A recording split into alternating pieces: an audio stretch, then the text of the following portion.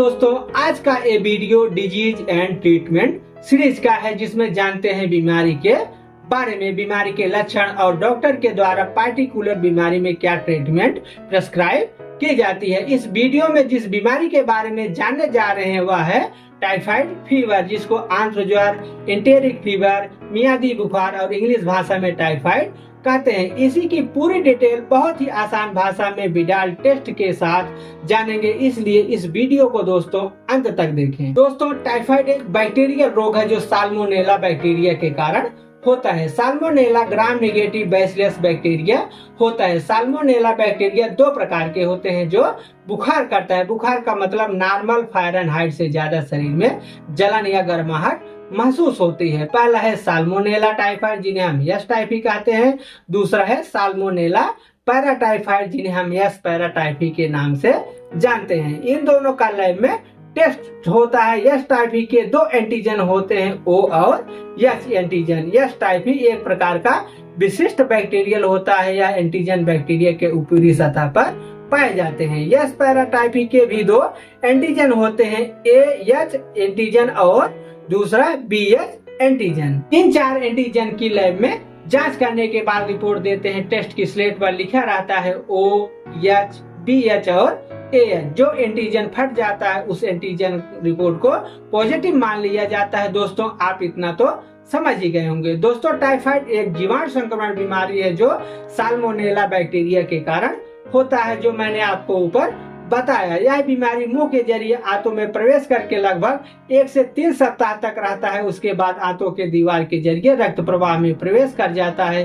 खून से ये टाइफाइड बैक्टीरिया अन्य ऊतकों और अंगों में फैलकर कोशिकाओं के अंदर छिप जाते हैं, जो शरीर को संक्रमित करते हैं। टाइफाइड बुखार सामान्य तौर पर बरसात के दिनों में ज्यादा फैलता है, क्योंकि बरसात में जहां गंदा पानी रुका रहता है संक्रमण वहां ज्यादा होता है। कभी कभी मल मूत्र त्यागते हैं और हाथों को साबुन से अच्छी तरह नहीं धुलते हैं। दूषित पानी पीने और दूषित भोजन के साथ साथ टाइफाइड से संक्रमित व्यक्ति का जूठा खाना, खराब स्वच्छता बनाए रखना, संक्रमित के साथ निकट संपर्क बनाना और दूषित क्षेत्रों में बार बार यात्रा करने से भी टाइफाइड का कारण बन सकता है। दोस्तों टाइफाइड के रोगियों में बैक्टीरिया प्रवेश करने के लगभग 1 से 3 सप्ताह के बाद लक्षण या सिम्टम दिखाई देते हैं, जैसे ठंड लगना, पेट में दर्द, कब्ज, दस्त, सिर दर्द, तेज बुखार, थकान, भूख में कमी, शरीर में दर्द, घबराहट, चिड़चिड़ापन और कभी कभी गर्दन पर रोज स्पॉट्स हो जाते हैं। लेकिन बुखार सुबह थोड़ा नॉर्मल रहता है, लेकिन रात में अचानक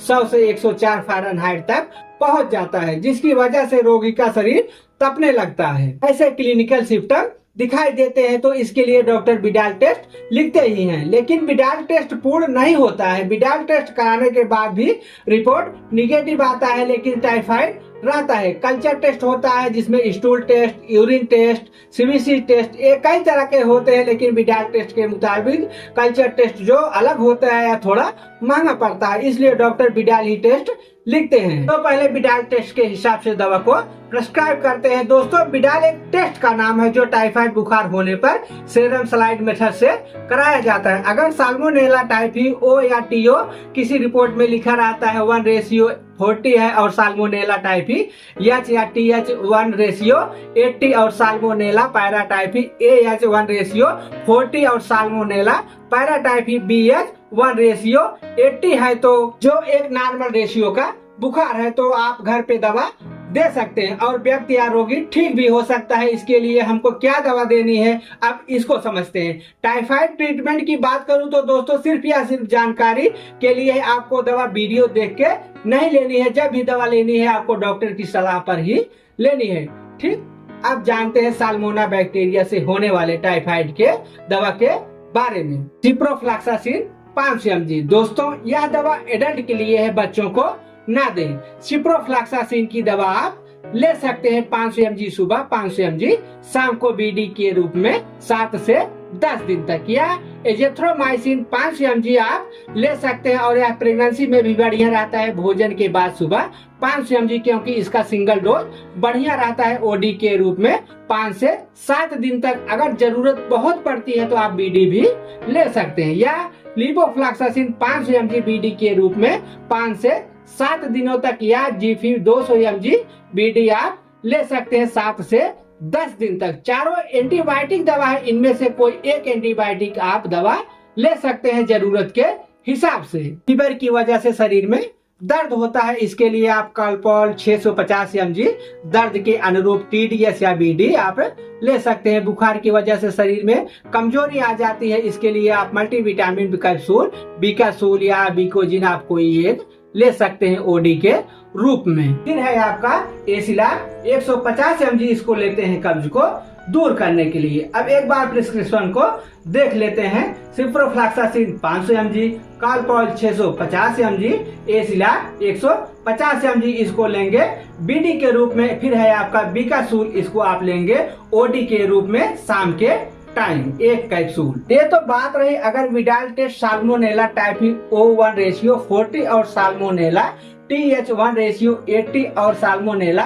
पैराटाइफी AH1 रेशियो 40 से पैराटाइफी BH1 रेशियो 80 है, तो ये तब तो घर पे दवा हो रही थी।